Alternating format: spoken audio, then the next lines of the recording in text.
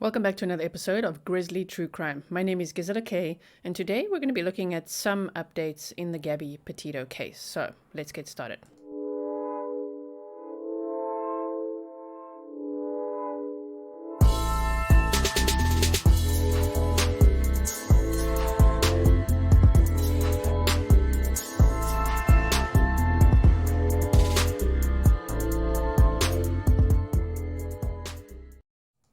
Thank you so much for tuning in. If you want to get the Grizzly True Crime Christmas collection or holiday collection, that is available now on my merch store, which is why this bear has his Christmas hat on.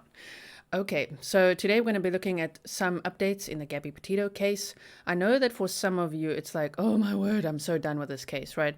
For some, it's like 50-50. It's like, no, I'm done. I don't want any more updates on this. But for the other 50%, which includes me, it's like we're hanging on the edge of our seat for any information regarding the forensic anthropology results for Brian Laundrie. And just, I'm still watching the news on this case. And now there's a few little snippets that have come out that I just want to put together so that we just have one update for now. Okay, so let's look at this. This is about... They say a report reveals the cost of Northport police investigation into Brian Laundrie. So let's have a look at this video here, which is from winknews.com. New records begin to reveal just how extensive and expensive the Gabby Petito and Brian Laundrie investigation was for law enforcement. Wink News investigative reporter Peter Fleischer joins us live in studio. And Peter, you found Northport police worked a lot of overtime. And that might... We can already see that graph. Oh my word. Be understating it. It had an enormous impact on their budget. Look at these huge increases you can see at the end of our graph. Massive spikes in dollars spent. Northport police records show they paid almost 3 times more in overtime during the time of the Petito Laundrie investigation than they had in the prior year combined. Gabby Petito was reported missing on September 11th, and Brian Laundrie's remains were found on October 21st.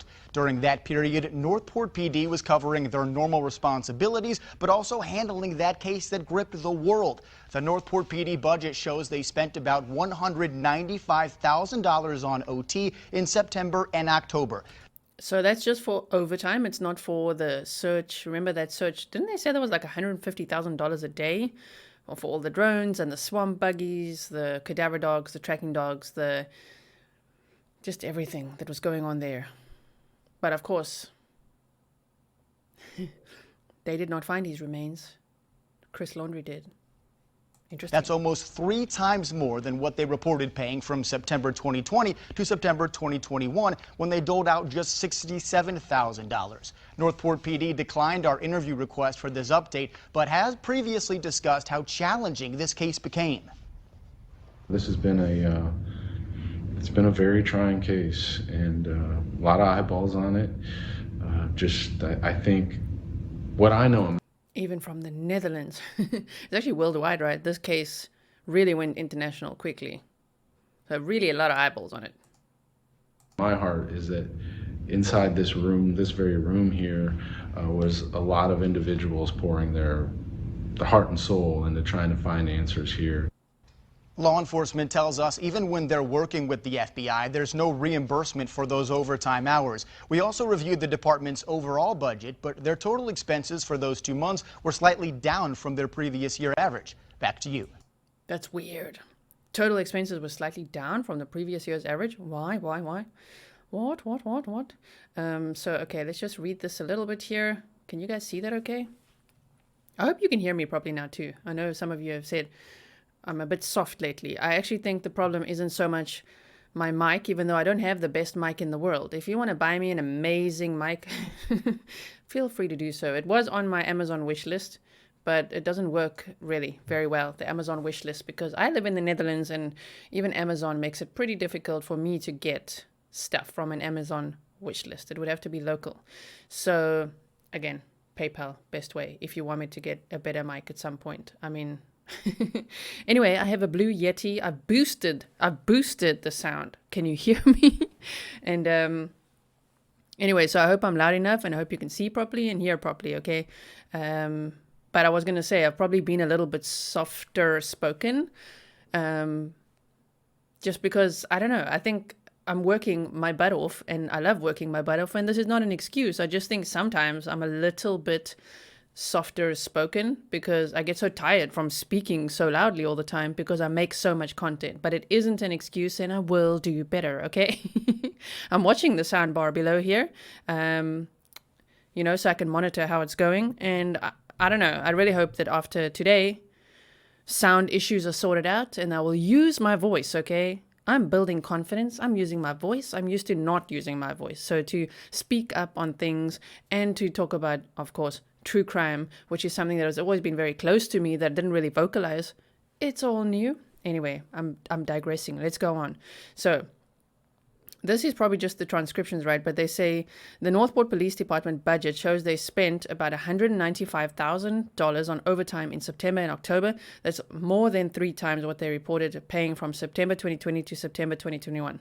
Now, I think the reason that this is being covered, even though the Northport Police isn't wanting to comment on it, is because of that little slip up of mistaking Roberta for Brian Laundrie. Because if they had 24-hour surveillance outside the house, which sometimes they do in these types of cases, that would have cost even more in overtime. And maybe they didn't want to do that. And now it's almost like a defense in the media of like, no, we paid a lot of overtime. We paid a lot of overtime. You know what I mean? Are you getting what I'm saying? Okay, so now we're going to look at this update here, which says the family didn't see any red flags about Brian Laundrie, Gabby Petito's mother says. So Gabby Petito's mother, Long Island resident Nicole Schmidt, said in a new interview, I love that Dr. Oz is doing true crime. I mean, he's been doing some of it for quite a bit. I mean, I didn't really know that Dr. Oz did true crime, but when I looked at his playlists and stuff now, I'm like, welcome, Dr. Oz. We're loving it. Oh, my word. I love it. So anyway, they said, Nicole Schmidt said in a new interview that the family did not see red flags in Petito's relationship with Brian Laundrie prior to her disappearance. In an interview with Dr. Oz, Petito's parents and step-parents discussed the grief that they've experienced since her disappearance and death, and they hope to shine a light on issues such as domestic violence. Actually, Dr. Oz said they were already crying before he even started the interview, so for him it was a very emotional process to go through to really make sure that he accommodates them with as much empathy and compassion as they deserve. And, I must say it's difficult.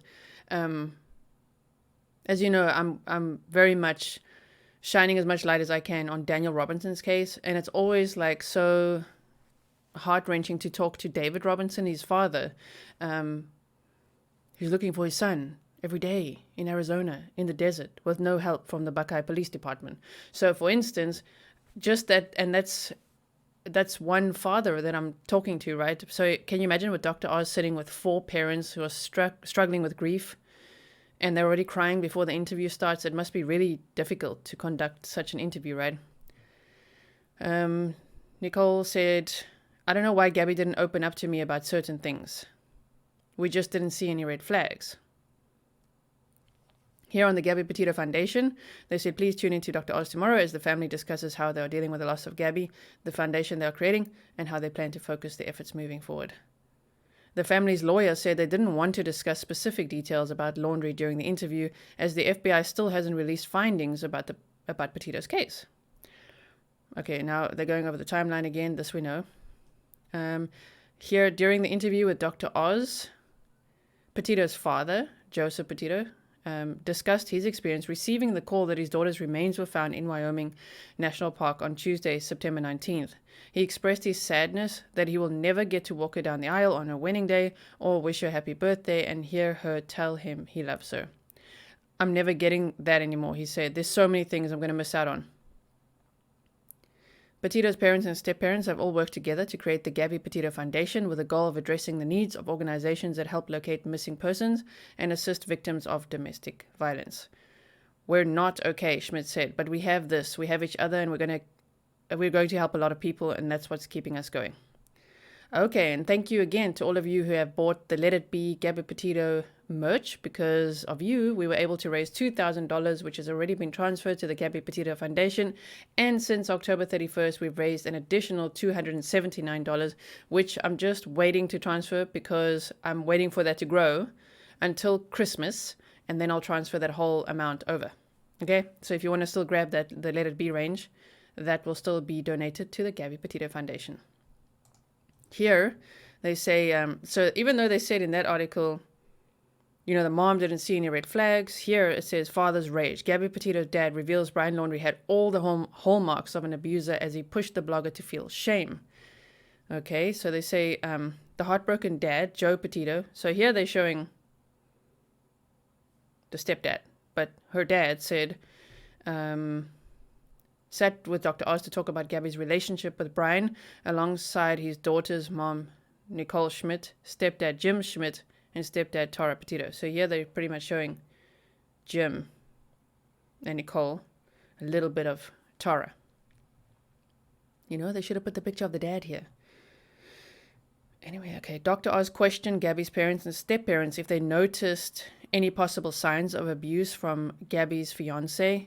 During the Dr. Oz episode, which aired Tuesday, Mr. Petito told the TV personality that Brian had all the hallmarks of an abusive relationship. As Gabby's dad likened Brian to a typical domestic abuser, he said, "The way the abuser works is to shame the victim." Mr. Petito added that when abuse victims are shamed, they're less likely to go out and tell you what's going on, and continually shame the victim to where they start believing that shame is theirs to hold. But ultimately, the family said they didn't see any red flags in their daughter's relationship with Brian. Kind of like hindsight red flags, right? Even Gabby's stepmom admitted to feeling disappointed that she couldn't tell of any of the abuse signs and that she had been. So Tara had been in an abusive relationship before her marriage to Joe. Mrs. Petito recounted her abuse starting with isolation, adding, "It wasn't until he hit me that I realized I needed to get out." Speaking about her daughter's relationship, Gabby's mom, Mrs. Schmidt, said, "I don't know why Gabby didn't open up to me about certain things. We just didn't see any red flags." They can't blame themselves, right? I think as humans we do that sometimes. If something goes wrong with our loved ones, we tend to blame ourselves, but you can't do that, It's not their fault at all. It's the person who took Gabby's life. It's that person's fault. They did it wrong, you know what I mean? Anyway, let's see. The exclusive interview touched on how Brian, who has never been named a suspect in Gabby's murder, was able to hide his true self. As Gabby's family continues to cope with their loss, right? Man. And they say her final resting place, so that we know about the dad going to Wyoming, to the Grand Teton National Park. It almost felt like her home, her final resting place, said Mrs. Schmidt. Such a beautiful, peaceful place to be, and we went there to bring her home, and that's what we did. An autopsy showed that Gabby died via strangulation. Mrs. Schmidt said that she knew her daughter was gone when she learned that the van that the couple was traveling in came back to Florida, obviously without her. Goodness, so yeah, they're talking about the foundation. And yeah, Brian's autopsy a mystery. This is what I mean. We're waiting for this. Also, don't you get distracted by this. Focus. So they say Brian Laundrie was last seen by his family on September 13th.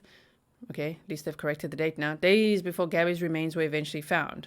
He wasn't reported missing until days later. After a months-long search, Laundrie's remains were found on October 21st, 2021 at Mayakahatchee Creek Environmental Park. The FBI confirmed that Laundrie's bones were found, leading to much speculation about how the 23-year-old died, right? The location where Brian's remains were eventually found had previously been submerged in 4 feet of storm waters for more than a month. The advanced state of decomposition that his remains were found in means that they were likely feasted on by gators and other local wildlife, as 5 weeks wouldn't be long enough for a body to decompose that much, okay?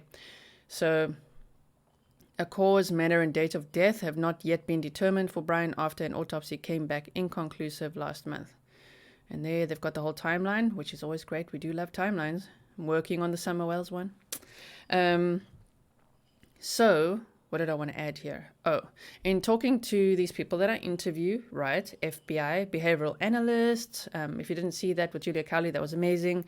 In talking to Scotland Yard, Stephen Keogh, police officers, things like that, I always ask them after the interview, after we live, their thoughts on all these cases, right? And one of the thoughts that was shared was very interesting in saying that when they say they found partial remains, we all picture and they're like, oh, skeletal remains. They said skeletal. But even though they said skeletal, it doesn't mean that there was absolutely no flesh. We just assume that because we're like skeletal. It's a skeleton. It's a clean skeleton. You know what I mean? But there could have been clothing. There could have been, as in ripped clothing or pieces of clothing. There could be some flesh on the bone. Even though they say skeletal remains, that doesn't mean clean bones. So that is interesting. Even though he was identified by dental records. I don't know. I just found that thought quite interesting. Like, oh yeah, okay, there could be some flesh left. And let's hope that, because now we're nearing the end of November. Today is the 20th, and they said in the last week of November we should get some news on this. So let's hope we actually do. Okay. Here as well, they say Gabby Petito's mother says she didn't see warning signs in Brian Laundrie's relationship in new interview. There was a problem providing access to protected I'm just going to refresh the page and see what it does. All right. Now it seems to be okay. So this we've already gone over. I'm just showing you these pictures. We didn't see any red flags. Miss Petito dated Laundrie for several years before their van life trip this year. Miss Schmidt said she had pored over her daughter's relationship with Laundrie since the death, looking for any signs she may have missed. Laundrie, whose remains were found in Florida State Park last month, was named a person of interest in the case, but has never been formally linked to her death by law enforcement. My goodness. So when they say that he was shaming her, they're also basing that on the Moab body cam footage where she said that, yeah, they've been fighting because, he didn't believe that she could do the blog. Figure out how people like Brian Laundrie are able to hide it. The way the abuser works is to shame the victim and continually shame the victim to where they start believing that shame is theirs to hold. And when the victim is being shamed, they're not going to go out and tell you what's going on or, shout it. You all went to Wyoming together. Mm-hmm. Yeah. For the autopsy and to deal with that. How'd you guys hold it together? We have each other. Yeah, we went there and we knew that it felt like it was almost like her home at that point, her final resting place. Such a beautiful, peaceful place to be. And we went there to bring her home, and that's what we did.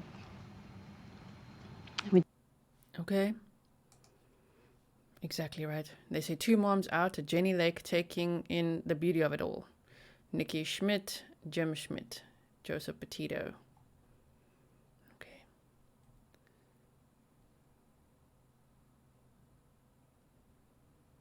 Right. And so that's that. And here, here, this one. Let me know what you think about this. So let's, I should have like a speculation time section. Because, I don't usually speculate too much.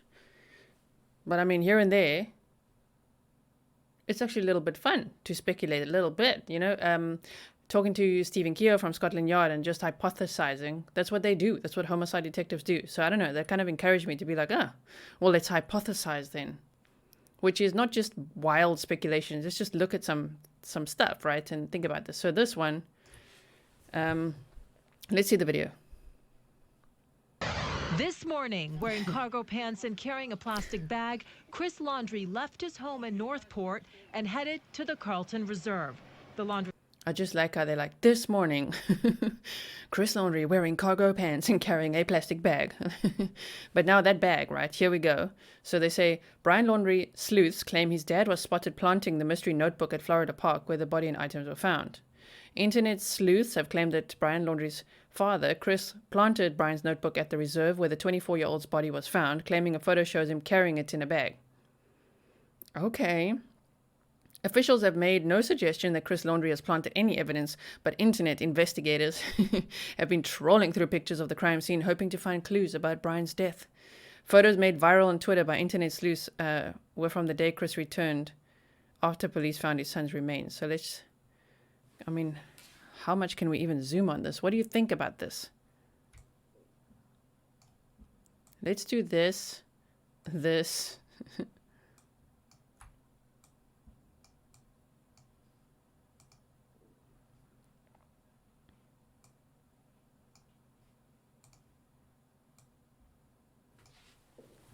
I don't know, I'm like looking. I can't see what's in that bag. But see, there's a little arrow there, which is like, oh, there's a notebook. Do you guys remember when they said that Chris Laundrie was picking up flowers from outside the house and they didn't know who the flowers were from? That might have been like condolence flowers. Maybe they already knew that Brian had died at that point. I don't know. That's a thought as well.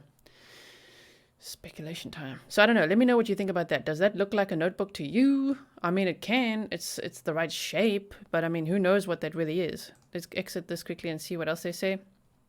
A notebook belonging to Brian was found near to his partial remains at a Florida reserve last month. One user on Twitter shared a photo of Chris carrying a plastic bag with a notebook-shaped object at the bottom of the bag with a caption, "Notebook?"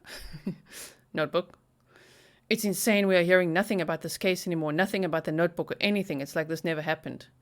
Okay, but they are taking time to work through it. It does take time. Unlike Law and Order or CSI, where they're like, ooh, in 45 minutes to 1 hour, it's like everything's solved, people are brought to trial. I mean, I think, damn, out there in real life, things take time. They could take a couple of years, right?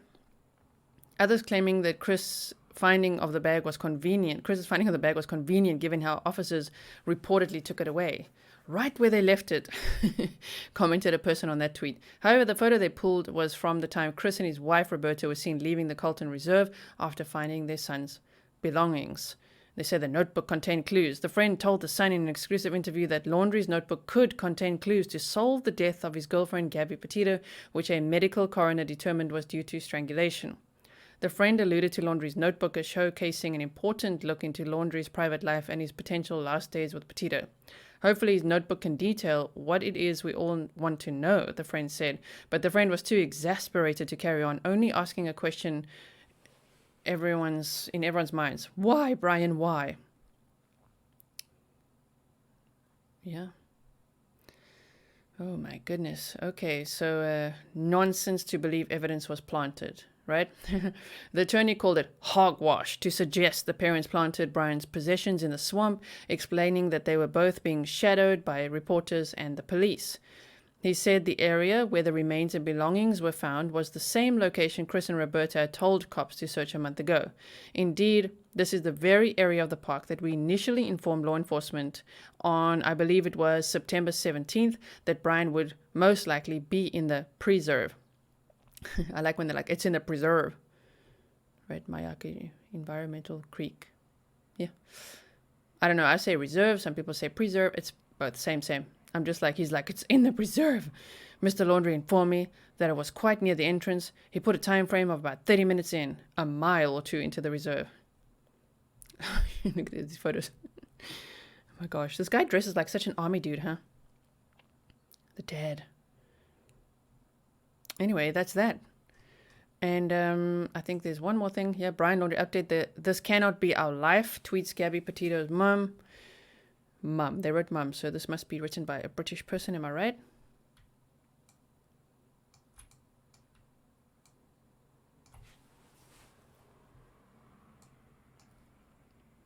Over 3,400 people have signed a petition calling for a formal investigation into the way in which the Northport Police Department handled the Gabby Petito and Brian Laundrie investigation. The FBI will have pieced together Brian Laundrie's digital footprint and be aware of his movements and communications in the days before his death, according to one expert. Laundrie's remains are being examined by a forensic anthropologist in Sarasota County to try to determine his cause of death. Authorities are also trying to repair a personal notebook retrieved. They said repair. I don't know, that makes me think it could be an electronic one. Many of you have pointed that out, that it could be an electronic notebook. It doesn't have to be a paper notebook. But they said repair, which makes me think electronic. I don't know, retrieved from a dry bag near his... But I believe it wasn't in the dry bag. Wasn't it in the other bag? Anyway, believed to be near his body as part of the investigation into the death of his girlfriend, Gabby Petito.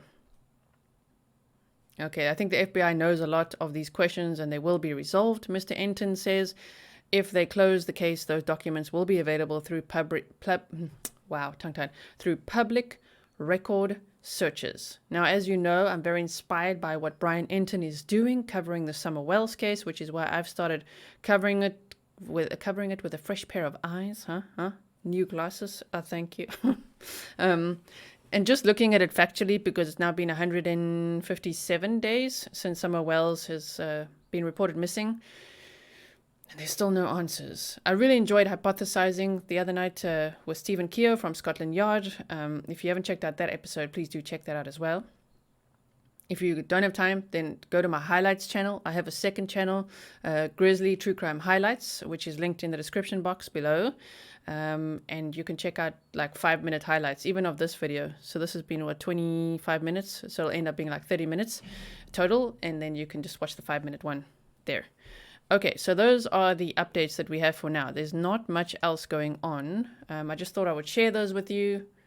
I know it's not like breaking, incredible, mind-blowing news. It's just some news that I look at.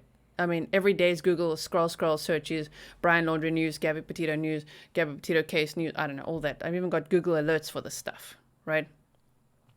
So yes. Anyway, so there's that.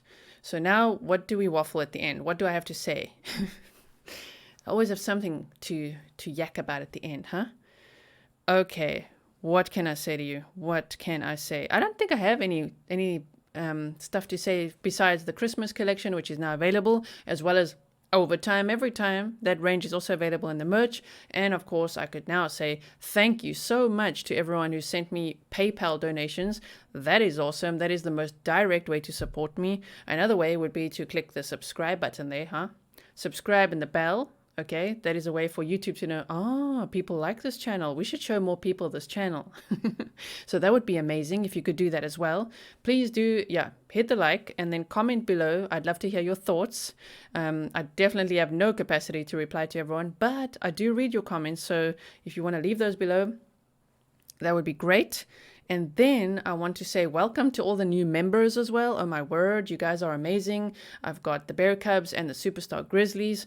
And for Superstar Grizzlies, we had so much fun when I went cycling yesterday. Thank you for joining me on that random cycle where I showed you the police building in the area, which is beautiful, right? And we'll be going to Schiphol Airport tomorrow together.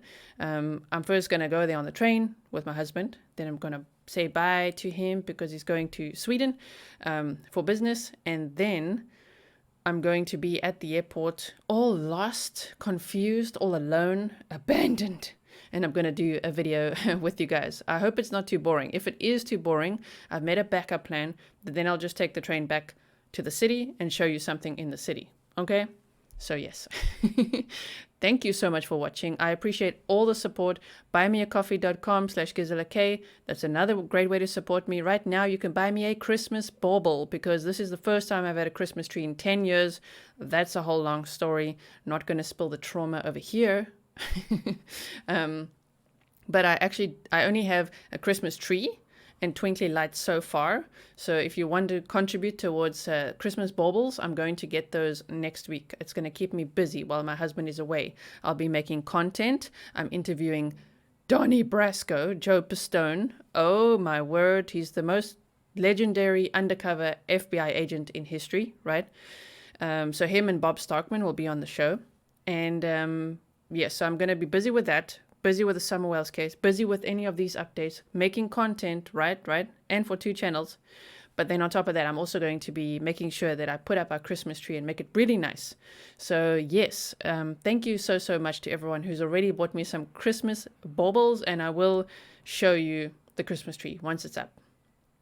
Okay, so thank you for being here today. I will see you in the next video. I hope that you enjoyed it. I hope that the sound is good. Is the sound good? Should I be close like this? Welcome back. Oh, my word, that was loud. That went in the red. Welcome back to another episode of Grizzly True Crime. Okay. Thank you for watching. See you in the next one.